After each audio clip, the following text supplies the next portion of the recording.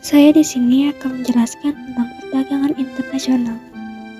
Perdagangan internasional dibagi menjadi dua, yaitu impor dan ekspor.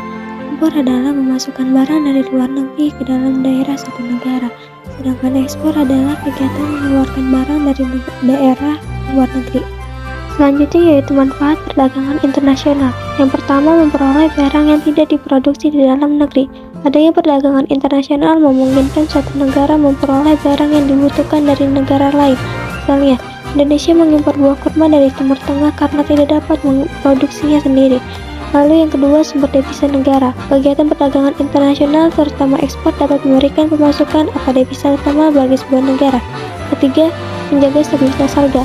Guna menjaga stabilitas harga, pemerintah dapat mengimpor barang yang sama supaya harga dapat stabil kembali.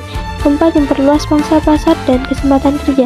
Apabila permintaan luar negeri terhadap hasil produksi semakin meningkat, maka akan mendorong pengusaha memperbesar skala produksi yang akan berakibat pada bertambahnya kebutuhan tenaga kerja. Selanjutnya yaitu ada faktor penghambat perdagangan internasional, yaitu yang pertama, tidak amannya suatu negara. Pedagang akan cenderung menghindari melakukan kerjasama jual beli dengan negara yang berada pada situasi yang kurang aman. Yang kedua yaitu kebijakan ekonomi internasional. Misalnya, jika pemerintah suatu negara melakukan pembatasan impor, mengenakan pajak impor yang tinggi, dan peraturan yang rumit, maka hal tersebut berpotensi menghambat perdagangan internasional. Lalu yang ketiga yaitu ketidakstabilan kuis mata uang. Tidak stabilnya kuis mata uang asing dapat menyulitkan eksportis maupun importis dalam menentukan harga valuta asing. Selanjutnya yaitu ada kebijakan perdagangan internasional. Kebijakan perdagangan internasional merupakan tindakan atau peraturan yang dikeluarkan pemerintah untuk memengaruhi struktur, komposisi, dan arah perdagangan internasional. Selanjutnya yaitu ada faktor pendorong perdagangan internasional, yaitu yang pertama, perbedaan sumber daya antara negara satu dan negara lainnya tentu memiliki sumber daya yang berbeda-beda. Yang kedua yaitu ada perbedaan selera. Adanya perbedaan selera antara satu penduduk dan penduduk lainnya dalam satu negara tidak dapat dipenuhi seluruhnya oleh negara tersebut. Yang ketiga yaitu ada perbedaan biaya produksi. Untuk menghasilkan suatu jenis barang antara negara satu dan negara lainnya memerlukan biaya produksi yang berbeda-beda, sehingga berbeda pula harganya. Harga jualnya, perbedaan harga barang ini juga disebabkan karena perbedaan dalam jumlah, jenis, kualitas, serta cara mengkombinasikan faktor-faktor produksi dalam proses produksi.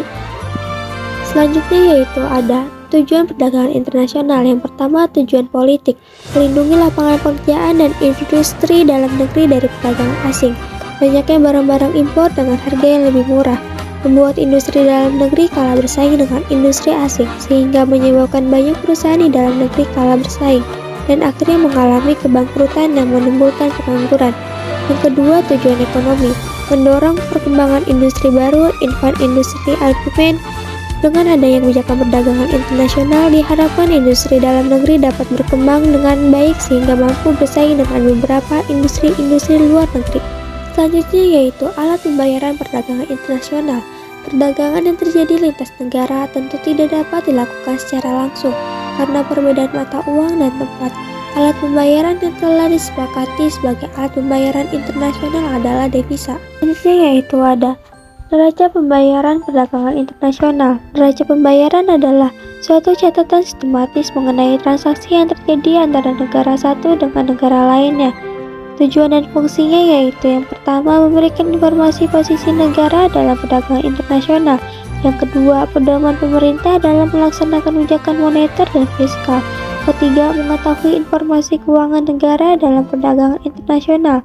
Lalu ada komponennya yaitu neraca pembangunan terdiri atas transaksi berjalan, neraca modal, dan neraca moneter. Transaksi berjalan merupakan gabungan dari neraca perdagangan dan neraca jasa. Lalu ada devisa. Devisa adalah semua barang yang dapat digunakan sebagai alat pembayaran luar negeri dan dapat diterima di dunia internasional, yang biasanya ada dalam pengawasan otoritas moneter yaitu bank sentral. Fungsinya yang pertama yaitu devisa berfungsi sebagai alat pembayaran luar negeri. Kedua, devisa berfungsi untuk membayar cicilan utang luar negeri dan bunganya, serta transaksi internasional lainnya. 3. Devisa berfungsi sebagai pinjaman nilai rupiah.